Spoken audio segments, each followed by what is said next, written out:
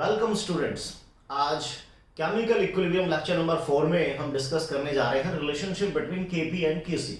इससे पहले वाली लेक्चर में 3 में हमने पढ़ा था लॉ ऑफ मास एक्शन क्या होता है, इक्विलिब्रियम कांस्टेंट क्या होता है, उसकी सिग्निफिकेंस क्या थी and what are the different characteristics of equilibrium constant that is KC. आज हम करते हैं रिलेशनशिप बिटवीन केपी एंड केसी।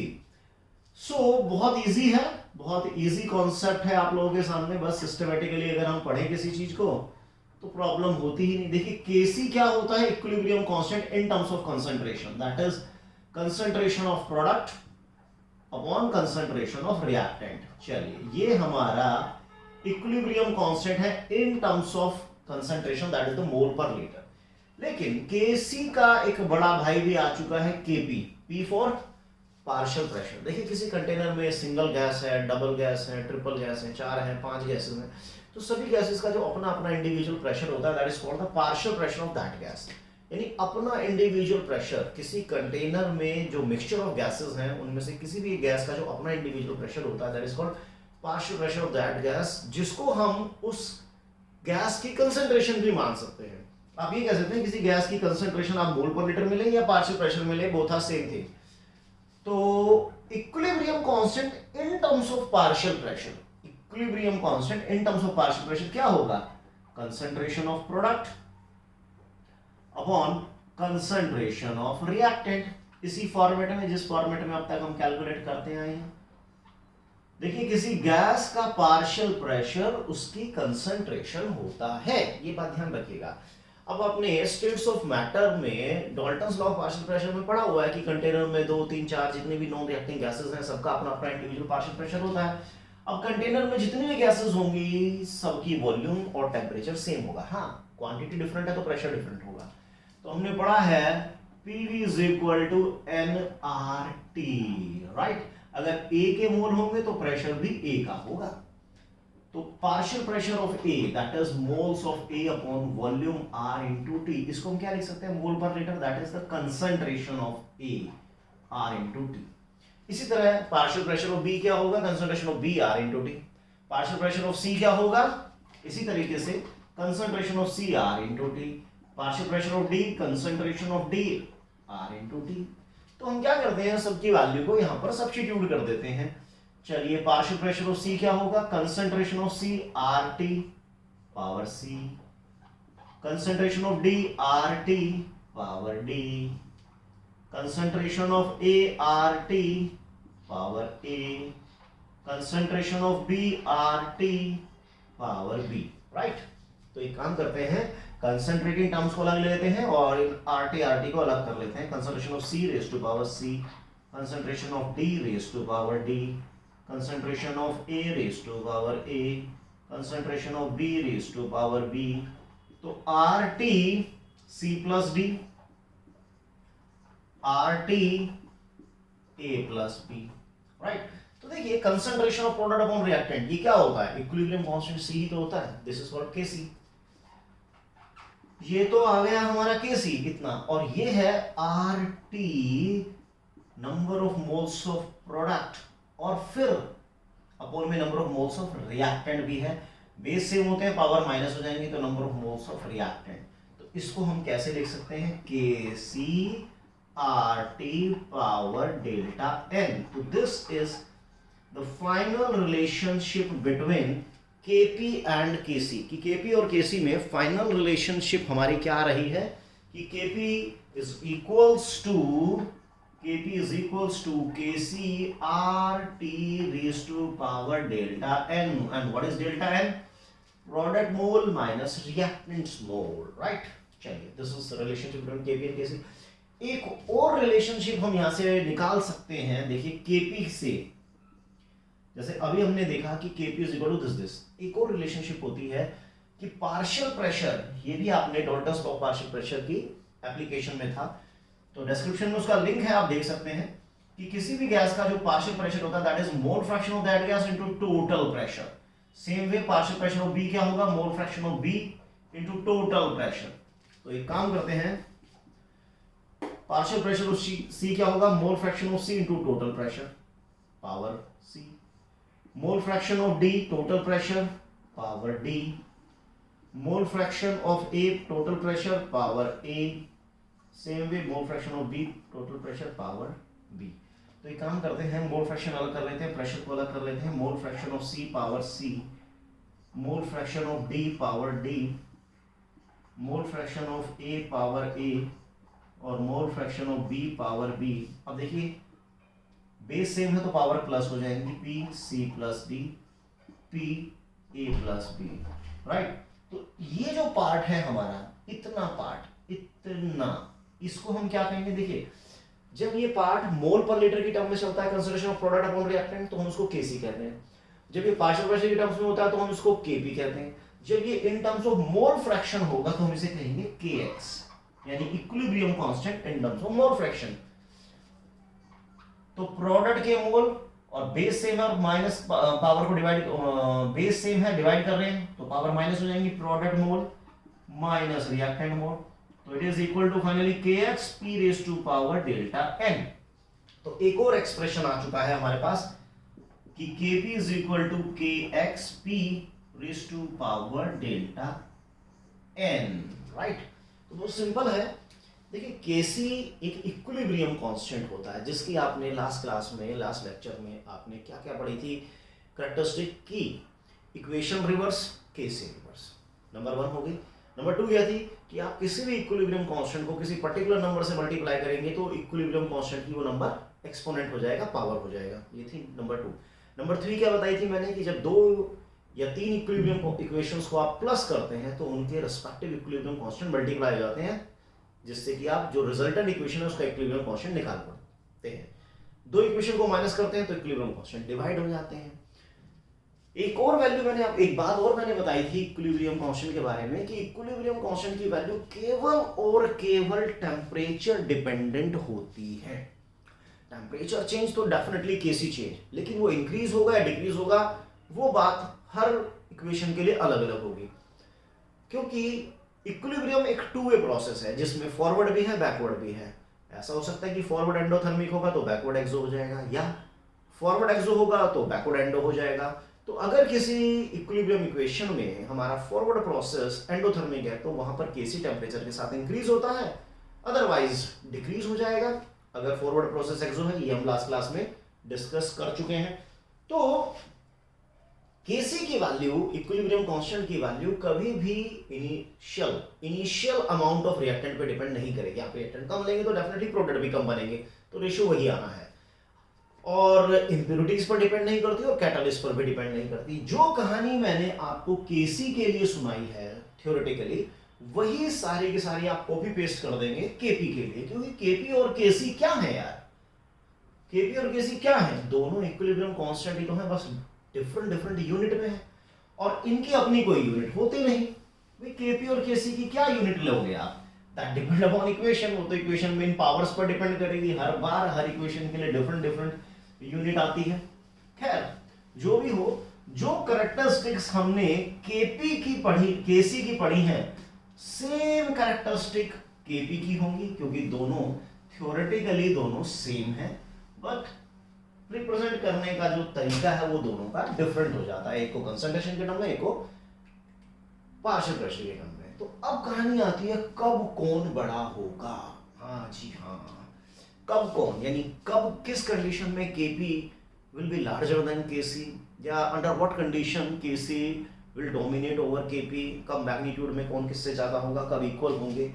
तो कंडीशन तो देखिए बहुत इजीली आपको समझ में आ जाएगा। अभी हमने देखा कि Kp is equals to Kc RT raise to power delta n, right. चलिए एक एक्सप्रेशन लेते हैं, N2 3H2 changes to 2NH3, right. तो इसका Kc और Kp का एक्सप्रेशन तो अलग अलग होगा, वो आप लिख लेंगे, मैं रिलेशन की बात कर रहा हूं। तो Kp is equal to Kc RT delta n। अब देखिए डेल्टा n को अलग से निकाल लेते हैं, प्रोडक्ट मोल माइनस रिएक्टेंट मोल। जो भी मोल होते हैं वो गैसेस स्टेट के लेते हैं। तो प्रोडक्ट में है केवल 2, वेरी गुड। रिएक्टेंट में है 3 + 1 यानी 4, तो पावर आ गई -2। तो KC RT power -2, okay report है। तो ये क्या बन जाएगा, KC अपॉन में RT पूरे की पावर 2, राइट। तो अब आप देख सकते हैं कि KC is equal to KP और RT delta N N N N something. तो इस पर्टिकुलर सिचुएशन में आप देखेंगे कि जो KC है वो KB से बढ़ा रहा है। मैं ये कह सकता हूं कि KP जो है अपना वो KC से लेस देन आ रहा है।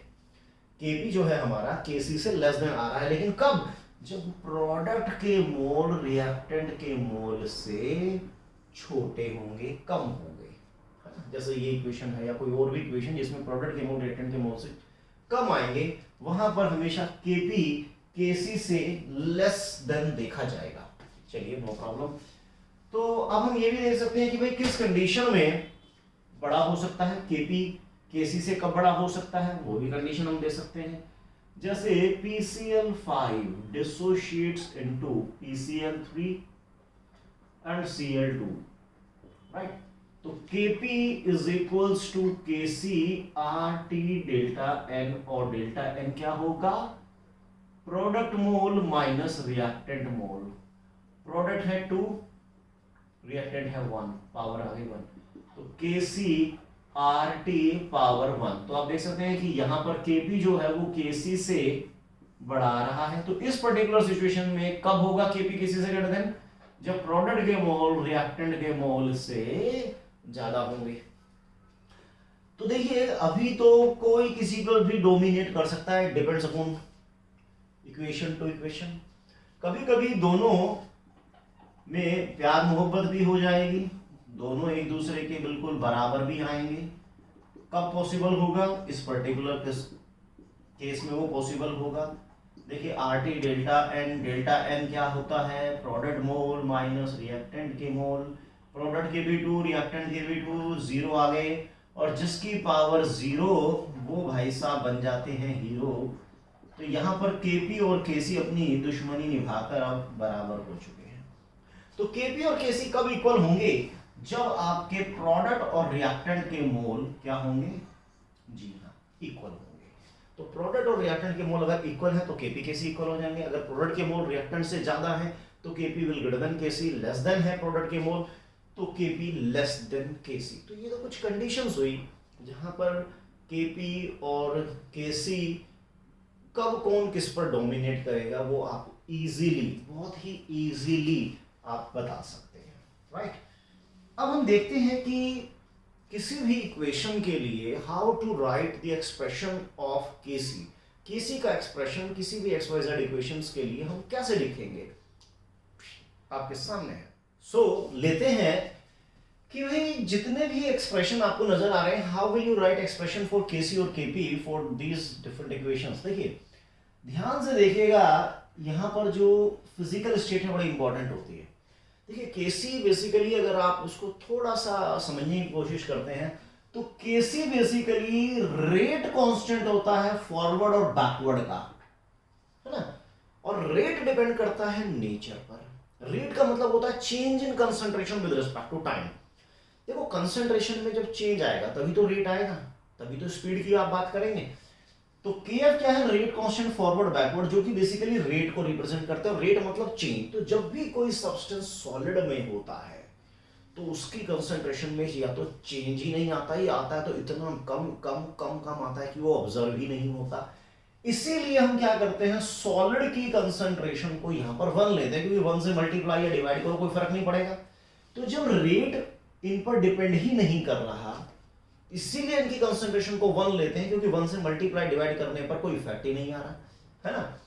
तो हम क्या करेंगे, सॉलिड को कंसीडर नहीं करेंगे, कंसंट्रेशन 1 और यहां 1, तो हम केवल और केवल कंसंट्रेशन ऑफ कार्बन डाइऑक्साइड लेंगे जो सॉलिड होता है। याद रखिएगा कि concentration of solid is always taken as unity, क्योंकि यहां पर मैंने 1 से मल्टीप्लाई किया, यहां मैंने डिवाइड किया, कोई फर्क नहीं पड़ा।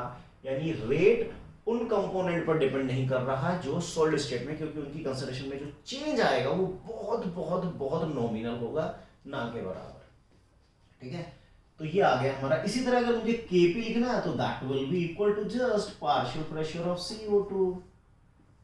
खत्म कहानी। अब यहां पर देखिए, यहां पर एक बड़ा ही विचित्र एग्जांपल आपके सामने है कि pure liquid, pure liquid gas के साथ या वेपर्स के साथ इक्विलिब्रियम में है। तो इस पर्टिकुलर सिचुएशन में भी हम क्या करते हैं, जब कोई लिक्विड बहुत एक्सेस में होता है, मान लीजिए एक बहुत बड़ा टब है, उस टब में से पानी भरा हुआ, उसमें से मैंने 1-2 बूंदे निकाल ली तो आपको पता भी नहीं चलेगा, और टेक्निकली तो उसकी अमाउंट कम हो गई, लेकिन ऑलमोस्ट वो पहले जैसा ही रहेगा। तो जब कोई लिक्विड बहुत एक्सेस में होता है, तो याद रखिए लिक्विड, यानी कि दो बातें बोलता हूं। एक तो बात मैंने बोली कि जब भी कोई प्योर लिक्विड होगा तो उसकी कंसंट्रेशन 1 होगी, और अगर कोई लिक्विड एक्सेस में होगा तो उसकी कंसंट्रेशन भी 1 होगी, राइट। तो यहां पर केसी का एक्सप्रेशन क्या होगा, it is just equal to the concentration of water, यानी कि गैसेस फेज में, लिक्विड पे डिपेंड नहीं करेगा। यहां पर आ जाइए, यहां पर जो हमारा वाटर है वो एक्सेस में है, तो यहां पर केसी का एक्सप्रेशन क्या होगा, कंसंट्रेशन ऑफ प्रोडक्ट अपॉन में रिएक्टेंट। तो जो भी लिक्विड एक्सेस में होगा या बिल्कुल प्योर फॉर्मेट में होगा, कंसंट्रेशन ऑलवेज कंसीडर एज 1। यहां पर आइए, अब आप कहेंगे सर यहां पर भी तो वाटर बन रहा है, अरे भाई बन तो रहा है, लेकिन वो बहुत माइनर अमाउंट में है। जब ये रिएक्टेंट आपस में रेट करेंगे तब जाकर प्रोडक्ट बन रहा है, ठीक है ना। ये दोनों 1% रेट करेंगे तो बेचारा 1% बनेगा। हमने बात की है या तो प्योर लिक्विड हो, यहाँ ये प्योर लिक्विड नहीं है, साथ में एस्टर भी है। दूसरी बात, या फिर वो बहुत एक्सेस में हो, और वो एक्सेस में भी नहीं है। तो केसी का एक्सप्रेशन इसके लिए क्या आएगा, concentration of product CH3COO C2H5, concentration of product upon concentration of reactant. और याद रखिएगा जो भी इनके स्टीचोमेट्रिक कोफिशिएंट हैं उन्हें आप क्या बना देते हैं, पावर बना देते हैं। This is final KC expression for question number 5। Fifth में आइए, देखिए सॉलिड, तो पहले बता चुके हैं भाई, सॉलिड के लिए कंसंट्रेशन 1 ले लेंगे, तो केसी क्या हो जाएगा, concentration of product upon reactant. Product में कौन कौन लेंगे, CO2 और वाटर लेंगे, बाकी को हम कर देंगे tata bye bye, see you tomorrow, right. तो इस तरह से बहुत आसानी के साथ आप केसी या केपी का एक्सप्रेशन लिख सकते हैं। तो आज के इस लेक्चर में हमने देखा कि what is the relationship between KP and KC, what is KH and how they are related with each other, under what condition KP greater than Kc or less than Kc or equal to Kc, and how to write expression of Kc or Kp for different equation। इसके बाद lecture number 5 में हम numerical portion को discuss करेंगे, purely Kp और Kc पर जो भी न्यूमेरिकल्स होंगे उनको हम डिस्कस करेंगे। Then we will discuss Le Chatelier principle, जिसके लिए एक सेपरेट वीडियो आपके लिए बनाई जाएगी। So thank you very much.